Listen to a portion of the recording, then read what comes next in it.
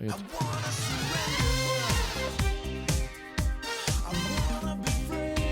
want to be free. Me too. Hey, welcome to the Glen Gauer podcast, the best podcast you'll listen to all day, sponsored by Mission Blueprint. Last week's Supreme Court reversal of abortion stunned millions of Americans. It was stunning watching the development of the leak and the actual 6-3 ruling. What a remarkable ruling in our lifetime. Now, shortly after the announcement, I watched a short clip which Martha McCallum called out our commander-in-chief and the Speaker of the House, who call themselves Catholics, raging against the decision. Politics continues to explode. So we welcome back Dr. Dennis Whirl. How you doing, buddy? I'm great. What happened last week? I think I missed something. Nothing much. No big deal. Really? No big deal at all. So, ladies and gentlemen, I'm sure you know by now, the Supreme Court, in a shocking way, although we've had a leak, right? There was a leak. Who leaked it? I'm not sure. Do we know yet? I don't think so. It's going to come out. But the Supreme Court ruled that Roe v. Wade case is, I think the word is invalid. Sure. What's the word? Is there a technical word for that? I don't know. I mean, it's a legal thing, so I would say overturned. Overturned. The opinion has been reversed. Maybe reversed. But listen to our president last Friday after the ruling. He said, and I quote, "Today, the Supreme Court of the United States expressly took away a constitutional right from the American people that it had already recognized." Mr. Biden said they didn't limit it. They simply took it away, unquote. Wouldn't you say, though, that the Supreme Court reinstated a constitutional right last week? Because what's the opening preamble of the Constitution? Protect life, liberty, and the pursuit of happiness. That's right. So if you allow unborn children to be born, isn't that protecting life? Yeah, when he says a constitutional right, where does it say that? That it's a constitutional right for a woman to have an abortion in the Constitution. Where does it say it? I've never read that in the Constitution. I've read it several times. I mean, I'm not a constitutional scholar by any means, but I mean, I've read it a few times. You can read. Right. I can read. I can comprehend. I can reason. I can logic. I don't see anywhere in there where it talks about abortion is a constitutional right. So then what happened in 1973? There was certainly a push from several people. The case started in the state of Texas, and Jane Roe supposedly was gang raped, which later on she said that wasn't true in an interview with, what is her name on ABC? Anyway, she said it wasn't true. But so because of her circumstance, and I suspect all this leading up to 1973, the courts jumped in and said that a woman has a right to what? Choose. Right to choose. Yes. And what is she choosing? Life or death. Life or death. Now, back then, part of the argument was, when does life begin? Dennis, when does life begin? You're a doctor. You've studied this. Okay. So I would say as time marches on, we get more scientific knowledge that supports the wonders of our world around us. We didn't understand a long, long time ago why constellations moved in the sky. Now we kind of get a clue as to why. Isaac Newton figured out why apples fell out of trees. As many things in history have been, we try to find a mystical way to explain for their logical existence. That's science, right? And so in this conversation of life, we've always interpreted for hundreds of years that life began when that baby popped out and started breathing and crying and everything else. Except we've investigated that, and scientifically we've looked into this. Like, no. Cells have to divide, digestive systems develop, heart, lungs, all these things develop in utero. It's, part of a branch of science called embryology. And it's reptilian all the way through mammalian, whatever. The scientific definition of life now is when the sperm and the egg unite, because by the clearest definition of reproductive understandings that we know today, an egg is half the chromosomes of the mother and the sperm is half the chromosomes of the man. And when the egg and the sperm come together, they now make a whole new DNA structure. They can make a complete structure. Half from mom, half from dad. Boom. At that moment, and they've shown it under, I forget, it's an electron microscope or some sort of video capturing, that literally that egg structure has a different physiological structure, but as soon as the sperm enters that permeable shell, the entire cellular structure or the entire membrane structure changes, and it becomes impermeable to any other sperm cells. It is no longer an egg. It is now something else. And that's when we, in the scientific community, define life beginning. Okay, so how long has the scientific community either known this or suspected this? How far back do we go in time?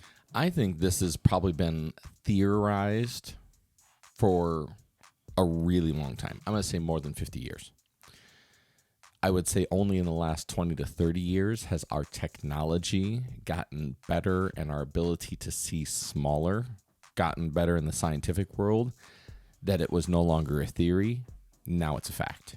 So what's interesting about the dynamics of this political discussion since 1973 is the positions that they took. Initially, the position was, and maybe not initially, but at some point early on, it was, it's not a baby, it's just a group of cells. It's not a baby. And then Bill Clinton said, well, it's not a baby until it takes its first breath. Well, then we heard that. Mm-hmm. And then that went away because science is basically proving them wrong. And then it moved into, and let me know if I get this wrong, but it moved into, well, it's a woman's right to choose. My body, my choice. So there's been a development, even in the far left argument. How does the far left, what do they do with their argument today now that the Supreme Court has ruled against Roe v. Wade? What is their argument? How does it continue? What position are they going to take? Well, they're going to have to take this position that, and we have to back up this conversation a little bit, because the choice to have a baby begins when? Well, when two people come together, hopefully of one mind, right? Oh, And hopefully. hopefully under the right circumstances. Right. But in our culture today, that isn't always true. Not always true. So let's go forego the formalities. The choice to have a baby comes when you decide to take your pants off. That's right. Okay? So it's kind of like those conversations I have with my patients. You may be a smoker, but what really makes you a smoker? The moment you light the end of the cigarette and you inhale. Now, if you want to stop being a smoker, I didn't ever said you had to stop buying cigarettes. All I'm saying is you have to stop lighting the end of them. And then you're not a smoker anymore. We aren't having that conversation today. No, because people don't want to have that conversation because it gets into personal responsibility, personal choice, hold on, I want an out for my bad behavior, my bad choices, my choices made under false context, false pretenses, it's this whole, I don't want to be responsible, so here's my quick out. The Plan B pill. Go have fun Thursday, Friday, Saturday, go to the pharmacy on Tuesday, take a pill, and away you go. And this is what's sad about so many Americans, so many people in the world. They want to do what they want without responsibility. And that's not what a true man and a true woman is. No, that's what children do. Yeah, that's what children do. And we should rise above that. And we're not having, and ladies and gentlemen, we really need to have the conversation about purity, innocence, wholeness. And not this idea I can do whatever I want with my body because it's my body. Well, it's true. You can do. I cannot stop anyone from going to hell. Mm-hmm. If you want to go to hell, I think you're insane. But that is your choice. And you can do that if you want. What I'm saying is, and what we're saying is, there is a better answer to abortion. There's a better answer even to the argument that is How about being pure and innocent and whole, and the beauty and the goodness that comes through it all? Right, but you see where the left argument's going to go is, okay, so you've taken away a woman's right to choose. We've backed up this argument now that you're going to have a baby, and to have a baby, you had to have done something prior to that to make that possible, i.e. have sex. Well, this woman didn't choose to have sex. It was amoral, it was a rape, it was forced. Okay, well, what about her, Well, there is a girl up in Aberdeen that had that happen to her. Mm-hmm. And it was he gave her a cocktail, and she passed out, and then found out that she's having a baby. And what did she decide to do? Keep the baby. Mm-hmm. And I don't know if she's going to keep the baby. I should rephrase. She's going to have the baby. Yes, I'm not sure. She's going to bring it to term. Yes, I'm not sure what she's going to do after that. Right, and that argument on the Christian side is God makes no mistakes. We have this opportunity. But you can see where the left is going to be like, well, if she was raped, then she didn't want this baby. She didn't consent to having sex. It was forced upon her. So what do you do with that argument for those people? And I say you have to go back to those conversations again of God doesn't make mistakes. Bad things happen to all people. We get in car accidents. We fall down. We hurt our knees. We break our arms. And this is pretty extreme, very extreme, bad thing to have happen to somebody. But this is where your faith steps in, too, of being that guiding factor of, okay, whatever happened to get me here, God's going to get me there. And I know, just being in my clinic, numerous families right here in the Brookings area and the Volga area who desperately want to have children.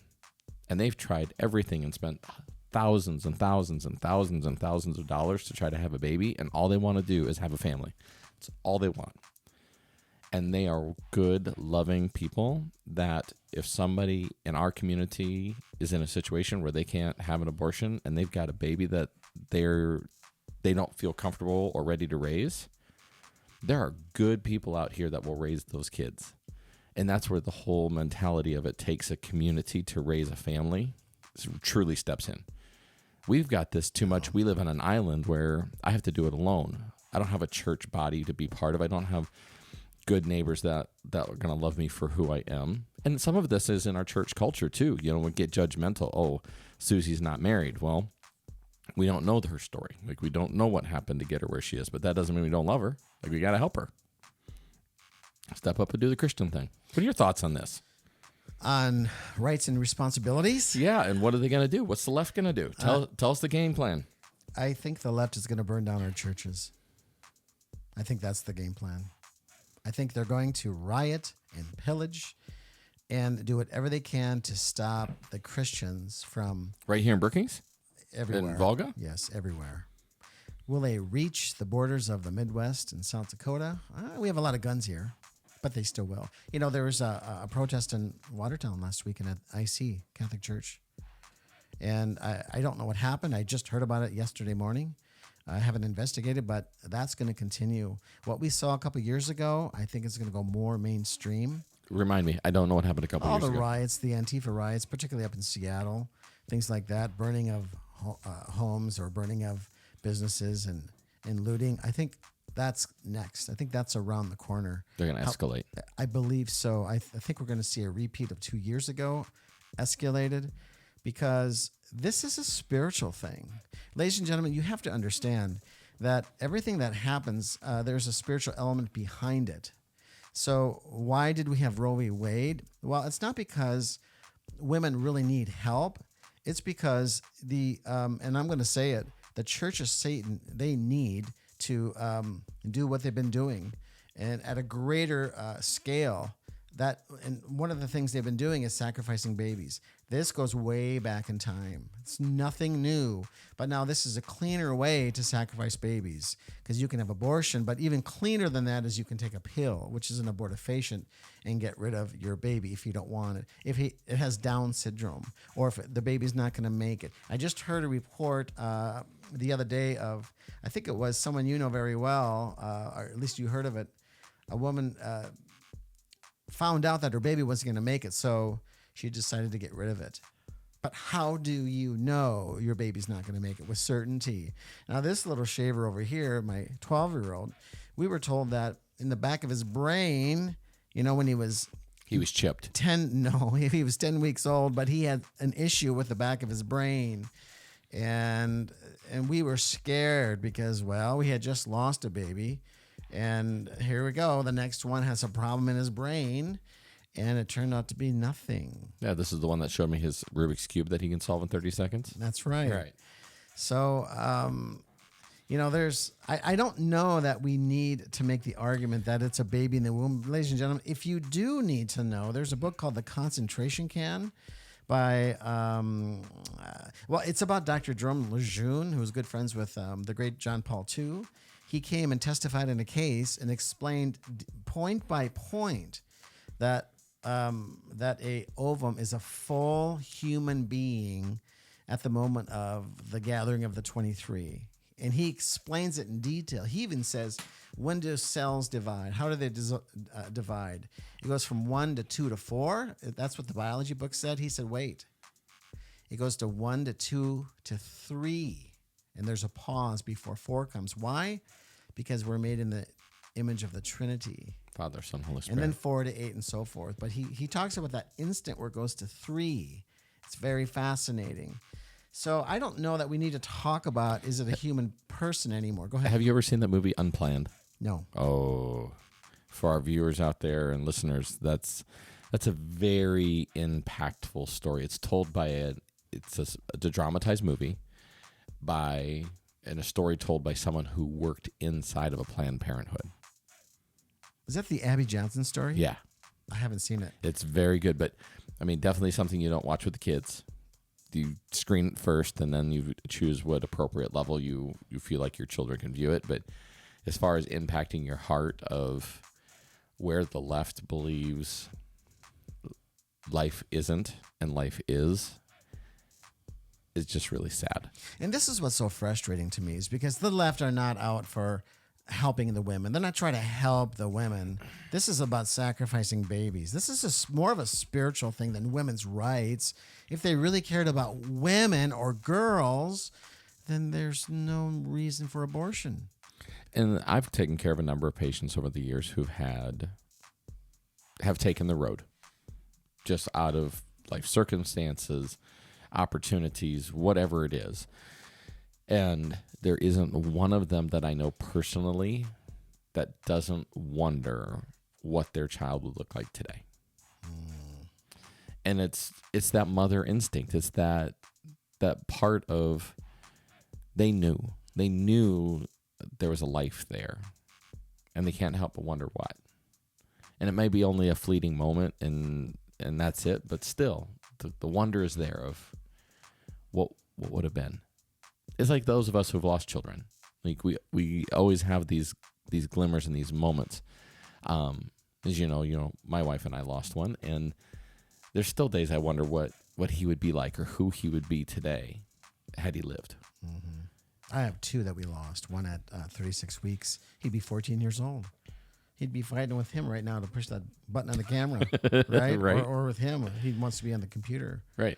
Yeah, it's really, really interesting. They know. Mm-hmm. They know exactly. I was listening to a story of who sings that song? Dude looks like a lady. Steven. What's his name? That band. Anyway, he was telling how he got his girlfriend or his wife pregnant, and he watched them do the procedure. Oh, the abortion? Mm-hmm. Okay. And he said, dude, I just killed my boy. And that impacted him. Yeah. Yeah. So people know. But this is the thing is we all talk in theory, and that's the worst part of this politics side of thing, right? is many of the people trying to make decisions on this are people who are talking from a theoretical standpoint. They have not lived it. They have not walked those steps. They have not experienced it, especially for us men. Like, we're donors. We don't get to experience that feeling. And like my wife even talks about, like, she knows when she's pregnant, like her body changes. And to have that experience is just, I can't imagine. So this is my challenge for all those on the left. If you really cared about women's rights and women, where are you 10 years after all these women who have had abortions, have major depression, have major suicide thoughts? Where are you? Because they need your help. Well, they're there with the government handout. Yeah. And do we want the government to take care of people, or do we want the church to take care of people? You know, it's a tough one. My favorite 7 words in the whole world. I'm from the government. I'm here to help. Reagan. Gotta love Reagan. So one of the things I did want to bring out, ladies and gentlemen, and you might say, well, you're just being political. I don't care what you think. If you don't want to listen to this podcast, turn us off. Because I'm going to talk about Trump for a moment. Oh, then turn me off now. No. Because you know what? When Trump started, when he began to rant, I shook my head and I said to myself, what have politics become? TV now we got star. this crazy man who knows nothing about politics, and he's in these Republican primary debates, and I wasn't even listening to him. I thought, this is such a joke. We need real men. Well, ladies and gentlemen, whether you love or hate Donald Trump, there's one thing you have to admit. He was right about Roe v. Wade. He said he's going to put 2 or 3 Supreme Court justices in the Supreme Court, and he believed that they will overturn Roe v. Wade. What have the Bushes done? War. What have the Clintons done? War. What have the Obamas done? War and government spending. Yes, war. Has Trump, have we gone to war under Trump's administration? Well, I mean, just the left versus the right and Antifa, and I mean, more of a civil war than an external war. Right. And so the answer is really no, we have not. But he has been the most pro-life president we've ever had. Yeah. George Bush Jr., who was pro-life, says he was pro-life. He didn't do what Trump did. He put John Roberts on, but he was a little distracted, when the towers fell, He was a bit distracted. You can't blame him for being distracted, right? But kudos to Donald Trump, President Donald Trump. Right time, right place. Because he's really the guy that we have to say, God used you to do this, and you did it. And it would be great to know his personal story, and we probably never will just because of who he is and where he's from, but just where he was inspired to come from with his policies and the things that he's done. Well, he said he used to be pro-choice. Yeah. That was his position. And then the more he grew and studied and heard stories, he changed his position. Yeah. Yeah, he was the status quo. He was a Democrat at one point, maybe at the beginning. But something happened where he changed his mind. Like a lot of people who begin to look at the embryo and realize, wait a second, that's a human. I mean, this is so ridiculous to me because, ladies and gentlemen, we all know when a woman gets pregnant, she doesn't have a giraffe. She doesn't have a monkey. She has a human being. And right. We didn't know. We didn't know in 1973 what it was in the womb. This is, I'll call it demonic. Right. And then the other side of it is, call it ignorance for not having faith in the process, but needing the scientific facts to prove it. That's just the proof. Yeah. And this is why people struggle with faith. They don't have any proof because they don't see it. They don't see the empirical evidence that God's working in their life. So let me ask you a scientific question. I love science. Let's go. Oh, I'm so happy because science is the area of my brain that I just don't get. Oh, I love it. Yeah, it just doesn't make sense. And either I had bad science all the way growing up, or my mind doesn't compute that way. I'm more of the arts guy, but you hear the word, that's settled science. That's settled. In the science paradigm, is there such a thing as settled science? Or is science based on theories? So in science, very similar to the Catholic Church, which I find really, really interesting, you have laws, right? For the Catholic side of you can have a mortal sin. So what's a mortal sin? A mortal sin is a choosing to separate your relationship with God. You can break it. Like Adam and Eve broke their relationship with God, we can still break it today. Okay, and then do you still get to go to heaven? You can. It can always be repaired. Okay. So, as I understand it, in some of the codified Catholic law, there are like absolutes of faith. These are the very clear, there's no gray to this. In science, we call those laws. That's what I would say is that completed, what was the term you used? Settled science. I would call that settled science. I'd call that a law. Gravity influences on the Earth 9.8 meters per second. No matter where you are on the planet, that's settled. We don't have to question that anymore. I don't believe that. That's settled. Okay. I mean, we check it and we repeatedly check it, and it's always consistent. But there's other explanations from other scientists about this. For example, this is very interesting to me. Call me conspiracy theorist if you want. I like it. But there was a scientist in the 1940s and 50s that said you can't go to the moon because it's plasma. And he also said, and I watched him, he said, we have to rethink gravity now. So how can there be settled science when you have a scientist in the field? Now, again, he goes against the flow. Yep. The majority of scientists go against that flow, but he said it's not settled. So that's why I'm wondering, what does that mean, settled science? So I would say outside of these things that, I mean, I'm taught from the scientific side of things that I considered settled. Like, I've seen enough empirical evidence that this is what I believe is true.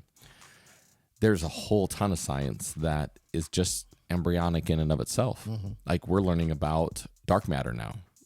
Never in my life did I hear about dark matter before 1996 when I went to college, and I got to a college level science class where we started talking about dark matter. It wasn't part of my elementary or high school curriculum, so I didn't know what I didn't know. And I think there's a lot of that in our world of each of us has this bit of knowledge of things that we know, but then there's this gray area where there's things that I know that I don't know. Like, I know how to wire an outlet, kind of, sort of, but I can review the material and then, okay, I know how to wire an outlet now. What gets us in our blind spots is all the things that we aren't humble enough to say that I didn't even know I didn't know. And that's where I think that unsettled or settled science gets really blurry, because people want to live in a world of things they know. They don't like living in a place where they don't know that when they go to their faucet, the water's going to turn on. When they hit the light switch, the power's going to come on. When they go to the gas station, that they're going to get gas for their car. They want to live in a world in absolutes. Right, but is this a possible explanation for what you're saying? Is that there's a war between science and the Catholic Church, or there's a war between science and Christianity? Yeah, I would say that even across faiths. I mean, not just in Christianity. I would say that whether you were Hindu or if you were Muslim, that you're in this constant state of battle between what your supreme being says and what's happening in the world, because it's all evil. There's certainly, yeah, I totally agree. And here's my other question is, see, I look at science from another angle. Okay. Now, I asked a scientist who is a Christian guy. Okay. I asked him this question. You've been in the science world for 30-some years, right? Yep. Do the math in your head. I know this is unscientific, but what % of your colleagues are practicing Christians, or what are they? And he said, oh, that's easy. He said, in my experience, 90%, if not much higher, are atheists. Yeah, atheists or agnostic. I would absolutely agree. So you have no Christians, very few Christians speaking out in the name of science, and when they do, they are, they're dinosaurs. They're, because of the Bible, they're bound to it, and they can't be objective. And I'm not sure how fair that is. But the truth of it is that science does an amazingly great job of dribble feeding you to non-belief. Okay, this is where I'm going. Yeah, like no different than us taking our children to Sunday school every Sunday. We're dribble feeding them, dribble, to faith, to find God, to become a friend with Jesus. On the same side, in the science side, we're dribble fed up the food line to indoctrinate into the scientific community of this is the way the world is, and that's the way it has been, so why would you question it? Except that's the scientific process of you should question everything around you. it gets really hard, and I'm just say from my own personal experience that gets really hard when you're supposed to question everything because nothing is what it is. Nothing's really clear and defined. Well, now it's inevitable that you start questioning your faith. Like, where's the empirical evidence that God lives? Where's it at? Where did he work in your life today? Show me the scientific data. Show me the scientific influence that he had on you today. Yeah, I love how John Paul II answered that question. Tell me, I've never heard this answer. Yeah, there's a book of questions and answers a reporter left in somewhere in the 1990s, and he went to do an interview with John Paul II, and he was too busy, and he said, just leave the questions. And he asked the question about where's the empirical evidence of God. He's not here. He has not revealed himself. And John Paul II says, it's just the opposite. He revealed too much of himself to us. And the empirical evidence is in the person of Jesus Christ. You have to do something with that person, ladies and gentlemen, right? That's why Jesus asks this great question. Who do you say that I am? And the beginning is there. Who is the person of Jesus Christ? That is the question. And that I know so many Catholics and Christians who will answer, well, he is the Son of God. That's right. He's God's son. He is God. But then they don't really do anything with that. You have to do something with that. You have to make a decision based off that information. And you can't just keep spinning like, well, I'm going back to that question. I know who he is. But just because you know that he is God doesn't mean you actually know him personally. Right. And that's what this really podcast is about. How do you get to know the person of Jesus Christ personally? He is truth himself. So when we talk about politics, we're talking about getting to the truth of things. And Roe v. Wade got to the truth of it and reversed something that should have never been done in the first place. Right. Agreed. One more. Go ahead. No. So on that flip side of things, I'm gonna play the other side of the table here for a minute. Okay. Christ was here arguably 2,000 years ago, give or take a decade. There's not a single person alive today who knew Jesus, who can confirm that he walked this earth, that he was here. You go to China, and I have cousins that are missionaries there. They don't know that Jesus lived or existed. Only in that my cousins are witnessing and missioning in China that Jesus Christ came and died for your sins. So on that context, how do you know?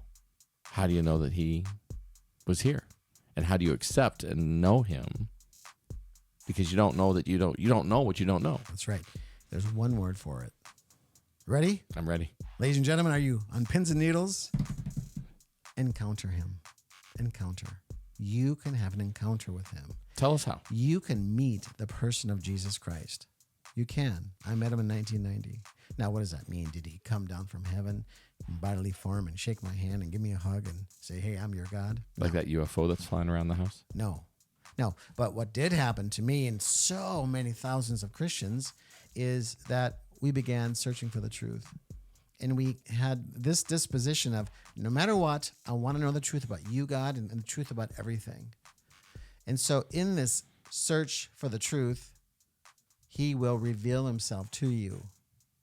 He will. And you can have an encounter with him like I did. Like thousands and thousands and thousands and millions of Christians. So maybe not you, Dr. Dennis, but ladies and gentlemen, what you might be lacking is the encounter. I would say I've never had an encounter that I would recall. You can. I'm all ears. You put it in his court. That's what you begin doing. Lord, I want to know you more and more. Reveal yourself to me. Now, ladies and gentlemen, if he doesn't come in the first 10 seconds, you don't say, okay, it's over, baby. I gave him a chance. But my need for instant gratification, that needs to be filled. I asked, it needs to be filled now. It will be filled in his time, and you have to wait. Listen, I know a guy. I have no patience. This is part of the problem, but I know a guy, and I prayed for him beginning in 1996. Every day, if not every other day, I prayed for him. I lit candles for him in churches all over Europe because he was in trouble spiritually. He had his awakening, I don't know, within the last 10 years. And totally did a reversal. Now, some of my friends are like, what happened to him? Well, I know. I never talked to him about it, not once, but I prayed. And he had an encounter, and it changed his life. So you mean for some of our listeners that they might have to get around some people that already have a little faith to find a faith? You might need to get around somebody and pay attention and do what they're doing. And what I'm doing is I'm praying every day. 6 a.m., I get up and I get my hour of prayer in. And if I don't make it at 6 a.m., I got to get some in the daytime. Otherwise, I'm like a balloon with a slow leak. Do you still use the Liturgy of the Hours? I do. Okay. I love it. Liturgy of the Found Hours. on Amazon. Yeah. Liturgy of the Hours is simply the prayer of the church. In the Catholic Church, we really took it from the Jews, but we pray at 6 a.m., 9 a.m., 12 a.m., 3 a.m., 12 a.m.? Wow. Let me say that again. 12 p.m., 3 p.m., 6 p.m., 9 p.m. So we're always praying, and there's some options in there. If you want to pray at 1, that's fine too. But this is kind of the idea of like the Muslims, we're constantly praying. We just don't get our mat out and get on our knees and bow at the right time. But that's really what all Christians are called to do: pray unceasingly, like St. Paul says. And if you honestly, like my friend Sean Dalton, who lives in Colorado, he had the great search for the truth. And if you open your heart and just want to know and put all your ideas aside and try to align yourself up with the living God, you will in one way encounter him. And I don't know how that encounter is going to look like for you. It's not going to be like it looks like for me, because we're different. There's only one of me, one of you. We're unrepeatable. Never duplicated, often imitated. One last comment. Supreme Court ruling on prayer happened on Monday of this week.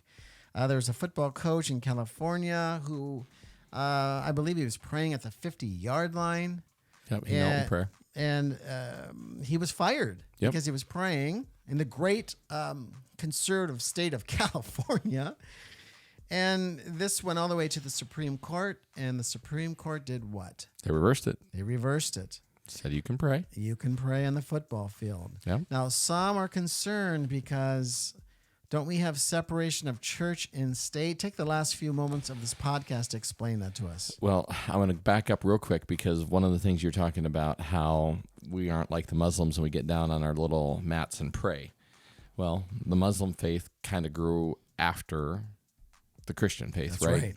Well, I mean, McDonald's came before Burger King, and Burger King did it better than McDonald's for a little while, but then McDonald's... That is not true. The Whopper beat the Big Mac, baby. Okay. But now it would argue, based on where things are, McDonald's back in the leads. But the only reason McDonald's back in the lead is because they continue to innovate and improve their processes and create a strong cultural fan base. Better management. What's wrong with our church? Why are we not getting better as the time goes on? So that's my side. This whole church and state thing, as I've understood it from a true political science standpoint, is that there is never a case argument or never a law that said church and state are separate. It's been implied through education quite a bit.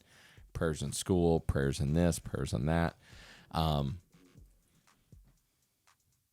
But prayer is, again, freedom of religion. And that's protected by our Constitution, that any place we go, we are free to practice our religion. Now, isn't it true that the country cannot establish a one religion for the whole country? Correct. That's one of the founding principles of our founding fathers, is that they wanted people to be scrutinized. That's why we had Quakers and Pilgrims and all these different faiths at the start of our country. And that's what was happening in England. Right. They were escaping persecution from all over Europe. Mm-hmm. All over Europe.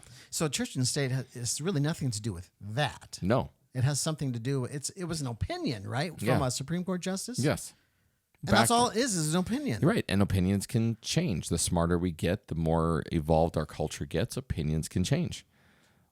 We may end up having a conversation about whether gay marriage is legal or not, because it's an opinion of the court right now. And if we just talk through with Roe v. Wade and talking about the biological component of this outside of the cultural implications or religious implications, the fact is that a man and a woman have to come together to form, or sperm and an egg have to come together to form an ovum. That's unrefutable fact. You cannot put two eggs together to make a human being. You can't put two sperm together to make an egg or to make a new whole person. So these are other opinions that may come into question. That sounds like an absolute truth. It kind of does. So there are absolutes. Biologically, I would say yeah, but I mean, miracles happen, I guess. I mean, technically, the spirit of Jesus. I used to teach 8th grade religion in Billings, and we were having sort of an epistemology lesson. Not that I'm even good at it, but I know enough to tickle the ears. And I wrote a statement on the board. There is no such thing as truth. And then I looked at my students and I said, is that a true statement? Because there's philosophers who would say truth doesn't exist. Okay, is that a true statement? Truth doesn't exist? Yeah, they're in a conundrum, right? Yeah. And so that's what we find ourselves in today's world. Lots of conundrums, lots of situations that don't make sense, like Roe v. Wade. Nothing in the Constitution. Like this opinion about separation of church and state, that mainstream media, they flaunt it like this girl who wants to date this guy and is trying to get his attention, but it's just simply not even true. And the crazy thing about talking about this, and you're talking about mainstream media and even public school, in the sense that I can remember growing up and we had to pick a controversial topic of society, and we had to partner up. One had to take one side of the opinion, the other person had to take the other side, and we had to do an oral argument with each other. We argued back in the 90s about women in the military. We talked about trading, insider trading, like how that stuff was defined. But I can remember that Roe v. Wade and a woman's right to choose was one of those things from middle, high school that we stood up and as 14, 15, 16-year-olds tried to debate. And yet our teacher was the one that, at the end of the day, gave us our final opinion of whether you were on the right side of the opinion or not. Oh, no kidding. Yeah. And that's part of our challenge, right? Is that we get confused. We run into these contradictions. And if there is no absolute truth other than faith, religion, God, then what is there? If none of this is real, then what is? And that's why they hated Clarence Thomas in the first place. Because he believed there are absolutes. There are absolute truths. And when you think about the way we study law today, it's not based on the natural moral law. They're based on cases. And man's law. And man's law. Yeah, it's based on man's law now. So things can shift. It's really interesting. Final thoughts today, Well, Dennis. you start getting into the confusion and the definition of the United States is set up as a republic, not as a democracy. But now in our common culture, we talk more and more, and you hear the news cycles, and you hear the definition that we live in a democracy. We live in a democracy. Well, the difference is a republic is defined by a set of moral laws that are unquestionable because they are what they are. A democracy defines a society based on its people who are alive during the time of its implementation. So you can say in a democracy that blue is green. If you get enough people to agree that blue is green, blue is no longer blue, it's green. In a republic, the definition of the spectrum of the wavelengths coming through a prism, blue is the fourth color, Roy, R-O-Y-G, Biv, fifth color in the spectrum, unquestionable. Every time we look at it, it's always the fifth color. That's like a Republican view of law. And so, yeah, we're creating our own confusion and own breakdown in our society, and it sucks. Roe v. Wade is a huge turnover. I mean, we've only seen a sliver of what the other side is going to do with this information. Prayers for women out there. I can't walk in your shoes. I can't be where you are and the choices that you face. But know that you don't walk alone and that there's a loving Father there that will protect you and take care of you regardless of what happens to us in life. And that goes for men and women. That's it. That's great. Ladies and gentlemen, if you've done something that you're so ashamed of, our God is a loving, merciful God. He already knew you're going to do that. He's omniscient. But he comes to you with open arms. He's not coming to you to punish you. No, he gives you free will. Yeah. He gave you free will to make that choice, men and women. So do not be afraid to seek our loving, living God who loves you. Amen. I get behind that. Amen. Amen. Hey, thanks for joining the Glen Gauer podcast. We will be with you every Thursday morning. You can find us on Apple, Google, Rumble, and where else are we, Dennis? YouTube. YouTube, yeah. YouTube. Yeah, we're developing a studio, and you're going to see piece by piece this thing grow. This wood comes from the time of Christ. He actually built this wood himself, and I've been saving it on my farm. I'm just kidding. Yeah, you're like, what? Are you serious? No, I'm just totally kidding. This came from Lowe's, and it looks okay. But you dipped every board in holy water before you put it up, right? I haven't dipped it yet, but we will be dipping it soon. We have to take it all off now. Since everything found its place, we can take it off, dip it, and put it back on. There you go. At least you know it fits. God bless you. Have a great week. And may God strengthen the bars of your gates. gates. All right. Hey, thanks for listening to the Glen Gauer podcast, sponsored by Mission Blueprint. Mission Blueprint is a nonprofit ministry started by Glen and Jamie to sanctify the family. Our income is donation-based, and we need your help. Please support us financially by going to www.mission-blueprint.org and be a part of our financial team. Thank you, and may God strengthen the bars of your gate.